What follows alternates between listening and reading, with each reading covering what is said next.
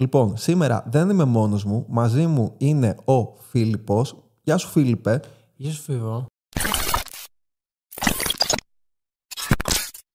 Να βγάλω φτιάρι. Όχι, μην βγάλεις πάλι το μέσα, μην πάμε κανένα εξώδικο. Πολλά νεύρα, Εντάξει, κοίταξε να δεις. Ο καθένας έχει τα προβλήματά του. Έχουμε μια τάση να τα βγάζουμε πάνω στους άλλους. Ναι, αλλά γάβγιζε. Να τους βάλουμε φήμοτρο. Πολύ.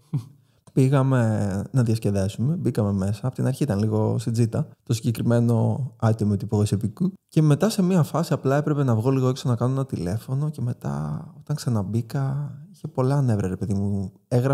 Έστελνα ένα μήνυμα εκείνη τη στιγμή που ήμουν στην πόρτα που μου πήρε 5 δευτερόλεπτα. Και με κοιτάζει η τύπισσα και μου κάνει. Γέρνει λίγο προς τα πίσω, τον βλέπω πέφτει, του λέω Φίβο καλά, τον κρατάω λίγο, τον παίρνει το βάρος και με λίγα λόγια καταλήγει στο γρασίδι να κοιμάται, να τον σκουντάω, να μην ανταποκρίνεται. Μπαίνω, παιδιά, στο ασανσέρ και το μόνο που θυμάμαι είναι να ξυπνάω στο ασανσέρ μετά από ώρα, ανεβαίνοντας, με είχε πάρει ο ύπνος μέσα στο ασανσέρ.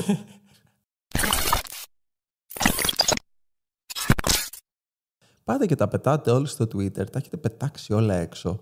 Δεν αφήνετε τίποτα στη φαντασία, τα έχουμε δει όλα, είναι όλα φακελωμένα.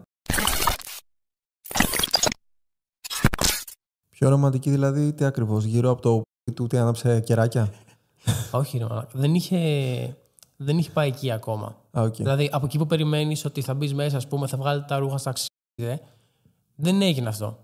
Κάθεσαι στον καναπέ, να σου βάλουν ένα ποτήρι κρασί. Ναι, αλλά να ρωτήσω κάτι. Αυτό μήπως είναι λίγο το πιο άβολο, γιατί πολλοί άνθρωποι, όπως έχω και φίλους και φίλες, που ξέρω το ότι και σεξ να θέλουν να πάνε να κάνουν, δεν το θέλουν αμέσως. Δηλαδή, μπορεί να είναι ο στόχος τους ότι σήμερα θα πάω και θα έρθω, αλλά θέλουν λίγο το παραμυθάκι στο κεφάλι τους ότι ναι, αλλά να πάμε για ένα ποτό πρώτα, να μιλήσουμε.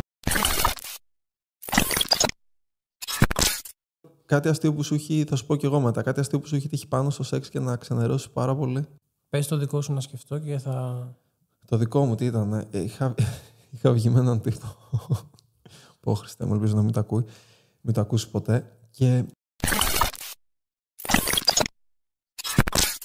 Εσύ τι έκανες αυτό εκείνη τη στιγμή, είχες παγώσει, είχες... Του λέω, δεν είναι φυσιολογικά πράγματα αυτά που λες, του λέω ξεκόλα. Επικοινωνείς.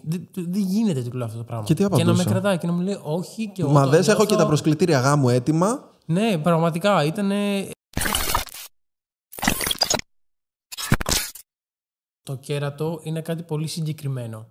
Το ψέμα είναι κάτι που έχει βάθος. Δηλαδή μπορεί να είναι σε πολλές πτυχές στη ζωή μιας σχέσης.